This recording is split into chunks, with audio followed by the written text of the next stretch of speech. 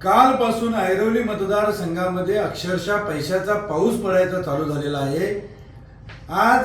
काल त्या ठिकाणी आमच्या स्वराज्याच्या पदाधिकाऱ्यांनी भरारी पथकाच्या साहाय्याने त्या ठिकाणी बिल्डिंगच्या खाली नोटा फेकलेल्या सगळ्या होत्या त्या पकडून देण्याचं काम स्वराज्य पक्षाच्या माध्यमातून केलं। आजही त्याच प्रकारे कोपरकरणा येथे भरारी पथकाच्या साहाय्याने रोकड चेक करण्यासाठी तिथं आमचे कार्यकर्ते गेले असताना आमच्या कार्यकर्त्यांना धक्काबुक्की करण्यात आली, हल्ला करण्यात आला।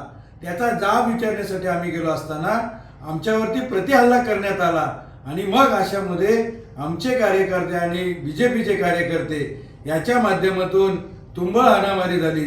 याच्यामध्ये सर्वस्वी जबाबदार कोण असतील तर गणेश नाईक असतील। पैशाचा यांच्या पायाखालची वाळू सरकले, पैशाचा पाऊस पाडतायत आणि सत्ता विकत घ्यायचं काम यांच्याकडून होतंय।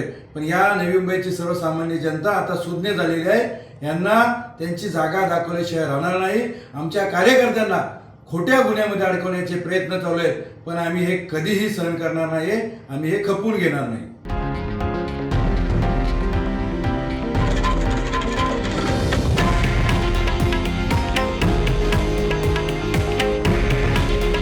हे आहे देशातील नंबर 1 न्यूज नेटवर्क आणि आपण पाहत आहात TV9 मराठी।